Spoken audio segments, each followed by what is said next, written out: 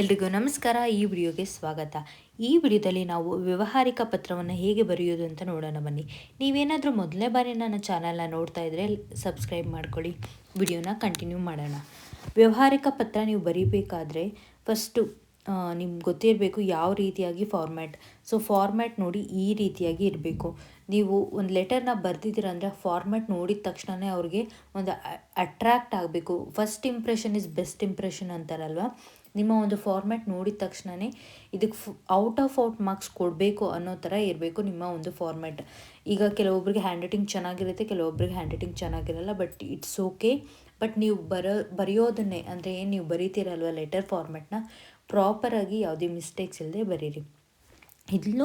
ಇದು ಮೊದಲನೇ ಸ್ಟೆಪ್ ಆಗಿರುತ್ತೆ. ನೆಕ್ಸ್ಟು ವ್ಯಾವಹಾರಿಕ ಪತ್ರನ ದಿನಾಂಕ, ಇಲ್ಲಿ ನಾನು ರೈಟ್ ಸೈಡಲ್ಲಿ ನೋಡ್ತಿದ್ದೀರಲ್ವ ದಿನಾಂಕ, ನೀವು ಯಾವ ಒಂದು ದಿನಾಂಕ ಅಂದರೆ ಯಾವ ಒಂದು ಡೇಟಲ್ಲಿ ಬರಿತಾ ಇದ್ರೋ ಆ ಒಂದು ಡೇಟ್ನ ಮೆನ್ಷನ್ ಮಾಡಿ.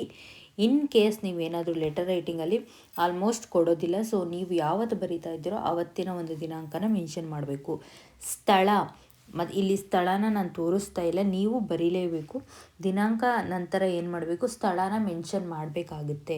ಸೊ ಮೆನ್ಷನ್ ಮಾಡಿದಾಗ ನೀವೇನು ಮಾಡಬೇಕು, ನಿಮ್ಮ ಒಂದು ಸ್ಥಳನ ಬರಿಬೇಕಾಗತ್ತೆ. ಕೆಲವೊಂದು ಸತಿ ನೀವೇನಾದರೂ ಎಕ್ಸಾಮಲ್ಲಿ ಬರೀತಾ ಇದ್ದೀರಾ ಅಂದರೆ 10th ಅಥವಾ PUC ಅವ್ರ ಎಕ್ಸಾಮಲ್ಲಿ ನೀವು ಬರೀತಾ ಇದ್ದೀರಾ ಅಂದರೆ ನೀವೇನು ಮಾಡಬೇಕಾಗುತ್ತೆ, ಲೆಟರ್ ರೈಟಿಂಗಲ್ಲೇ ಕೊಟ್ಟಿದ್ದರೆ, ಇನ್ ಕೇಸ್ ನೀವು ಕೊಟ್ಟಿದ್ರೆ ಏನು ಮಾಡಬೇಕಾಗುತ್ತೆ, ಆ ಒಂದು ಪರ್ಟಿಕ್ಯುಲರ್ ಏನು ಸ್ಥಳ ಇರುತ್ತಲ್ವ ಅಲ್ಲಿ ಕ್ವಶನಲ್ಲಿ ಕೊಟ್ಟಿರ್ತಾರಲ್ಲ ಅದನ್ನೇ ಬರಿಬೇಕು. ನಿಮ್ಮ ಓನ್ ಅಡ್ರೆಸ್ನ ಕಂಪಲ್ಸರಿ ಇದರಲ್ಲಿ ಬರೆಯೋ ಹಾಗೆ ಇಲ್ಲ. ನೀವೇನಾದರೂ ಇನ್ ಕೇಸ್ ಬರೆದಿದ್ದೀರಾ ಅಂತಂದರೆ ನಿಮ್ಮ ಮಾರ್ಕ್ಸ್ ಅವರು ಯಾವ ರೀತಿಯಾದಂಥ ಆ್ಯಕ್ಷನ್ ಸಹ ತಗೋಬೋದಾಗುತ್ತೆ ಎಕ್ಸಾಮಿನೇಷನ್ ಅವರು. ಸೊ ಅದಕ್ಕೆ ನೀವು ನಿಮ್ಮ ಒಂದು ಪರ್ಸ್ನಲ್ ಅಡ್ರೆಸ್ನ ಬರೀಬಾರ್ದು ಲೆಟರ್ ರೈಟಿಂಗಲ್ಲಿ. ನೆಕ್ಸ್ಟು ಯಾರಿಂದ ಬರಿತಾ ಇದ್ದೀರಾ, ಸೊ ಇವರಿಂದ, ಇಲ್ಲಿ ದೀಪಿಕಾ ಅಂತ ನನ್ನ ಹೆಸರಿದೆ, ಸೊ ನಾನು ದೀಪಿಕಾ ಅಂತ ಬರಿತಾ ಇದ್ದೀನಿ.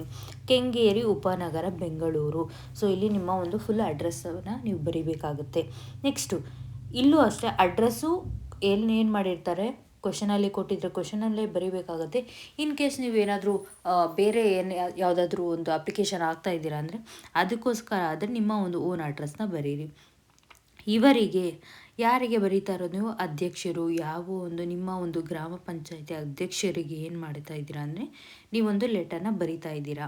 ನೆಕ್ಸ್ಟು ಸೇಮ್ ಅಡ್ರೆಸ್ನ ಮೆನ್ಷನ್ ಮಾಡಬೇಕಾಗತ್ತೆ. ನೆಕ್ಸ್ಟ್ ಇಲ್ಲೇನು ಮಾನ್ಯರೇ, ಇದು ಕಂಪಲ್ಸರಿ ಮಾನ್ಯರೇ. ನೆಕ್ಸ್ಟು ವಿಷಯ ಯಾವುದು, ನೀವು ಯಾವ ಒಂದು ಕಾರಣಕ್ಕಾಗಿ ನೀವೊಂದು ಲೆಟರ್ನ ಬರಿತಾ ಇದ್ದೀರಾ ಅನ್ನೋ ವಿಷಯನ ಇಲ್ಲಿ ಮೆನ್ಷನ್ ಮಾಡಬೇಕಾಗುತ್ತೆ. ಬೀದಿ ದೀಪ ಅಳವಡಿಸುವಂತೆ ಕೋರಿ ಅಂತ ನೀವೇನು ಮಾಡ್ತಾ ಇದ್ದೀರಾ, ನೀವು ಲೆಟರ್ನ ಬರಿತಾ ಇದ್ದೀರಾ. ಸೊ ಅಲ್ಲಿ ವಿಷಯನ ತುಂಬ ಒಂದು ಶಾರ್ಟಾಗಿ ಒಂದೇ ಲೈನಲ್ಲಿ ಅಥವಾ ಈ ಒಂದು 2 ಲೈನಲ್ಲಿ ಆಗೋ ಹಾಗೆ ನೀವೇನು ಮಾಡಬೇಕಾಗುತ್ತೆ, ವಿಷಯನ ಬರಿಬೇಕಾಗತ್ತೆ. ಈ ಮೇಲ್ಕಂಡ ವಿಷಯಕ್ಕೆ ಸಂಬಂಧಿಸಿದಂತೆ ಕೆಂಗೇರಿ ಉಪನಗರದ ಒಳಗೆ ಮುಖ್ಯ ರಸ್ತೆಗಳಲ್ಲಿ ಬೀದಿ ದೀಪಗಳಿಲ್ಲ. ಇದರಿಂದ ರಾತ್ರಿ ವೇಳೆ ಸಂಚಾರ ಮಾಡಲು ಕಷ್ಟವಾಗಿದೆ. ಆದ್ದರಿಂದ ದಯವಿಟ್ಟು ಬೀದಿ ದೀಪಗಳನ್ನು ಅಳವಡಿಸಿಕೊಡಬೇಕೆಂದು ಎಲ್ಲ ಗ್ರಾಮಸ್ಥರ ಪರವಾಗಿ ಕೇಳಿಕೊಳ್ಳುತ್ತೇನೆ ಅಂತ ಏನು ಮಾಡ್ತಾ ಇದ್ದೀರಾ, ನೀವು ಲೆಟರ್ನ ಬರಿತಾ ಇದ್ದೀರಾ. ತುಂಬ ಶಾರ್ಟ್ ಆಗಿದ್ದರೂ ಸರಿನೇ. ಇಲ್ಲ ಇನ್ನೊಂದು ಚೂರು ಏನಿಲ್ಲಿ ಲೆಟರ್ ರೈಟಿಂಗ್ ಏನು ಬಾಡಿ ಆಫ್ ದಿ ಲೆಟರ್ನ ನೀವು ಎಕ್ಸ್ಟೆಂಡ್ ಸಹ ಮಾಡ್ಬೋದು. ಇಲ್ಲಿ ಇಷ್ಟು ಬರೆದ್ರೆ ಸಾಕಾಗುತ್ತೆ, ನಿಮಗೆ ಕಂಪ್ಲೀಟ್ ಮಾರ್ಕ್ಸ್ ಏನಾಗುತ್ತೆ ಸಿಗುತ್ತೆ. ಇದು next body of the letter ಆದಮೇಲೆ ನೆಕ್ಸ್ಟ್ ಏನು ಬರೀಬೇಕು ಅಂದರೆ ಧನ್ಯವಾದಗಳೊಂದಿಗೆ ಅಥವಾ ವಂದನೆಗಳೊಂದಿಗೆ ಅಂತ ಏನು ಮಾಡಬೇಕಾಗುತ್ತೆ, ನೀವು ಇಲ್ಲಿ ಬರಿಬೇಕಾಗುತ್ತೆ. ಇಂತಿ ತಮ್ಮ ವಿಶ್ವಾಸಿ ಅಂತ ಬರೆದು ನಿಮ್ಮ ಒಂದು ಸಹಿಯನ್ನು ಮಾಡಿ. ನೀವು ಇನ್ ಕೇಸ್ ಗ್ರಾಮಸ್ಥರ ಪರವಾಗಿ ನೀವು ಕೊಡ್ತಾ ಇರೋದ್ರಿಂದ ನೀವೇನು ಮಾಡ್ಬೋದು, ಒಂದು 4ರಿಂದ ಒಂದು 10ರಿಂದ 15 ಜನದವರೆಗೂ ಏನು ಮಾಡ್ಬೋದು, ಗ್ರಾಮಸ್ಥರ ಸಹಿಯನ್ನು ತಗೊಂಡು ನೀವೇನು ಮಾಡ್ಬೋದು, ಈ ಒಂದು ಲೆಟರನ್ನು ನಿಮ್ಮ ಗ್ರಾಮ ಪಂಚಾಯಿತಿಯ ಅಧ್ಯಕ್ಷರಿಗೆ ಬರೀಬಹುದು. ಇದು ಒಂದು ಪ್ರಾಪರ್ ಆದಂಥ ಒಂದು ಫಾರ್ಮ್ಯಾಟ್ ಆಗಿರುತ್ತೆ ಲೆಟರ್ ರೈಟಿಂಗ್ದು.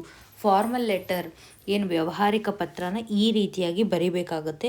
ಈ ಎಲ್ಲ ಸ್ಟೆಪ್ಸ್ನ ನೀವು ಫಾಲೋ ಮಾಡಿದ್ರೆ, ಇನ್ ಕೇಸ್ ನೀವು ಸ್ಟೂಡೆಂಟ್ಸ್ ಯಾರಾದರೂ ನೋಡ್ತಿದ್ರೆ ನಿಮಗೆ ಕಂಪ್ಲೀಟ್ ಮಾರ್ಕ್ಸು ಎಕ್ಸಾಮಲ್ಲಿ ಸಿಗುತ್ತೆ.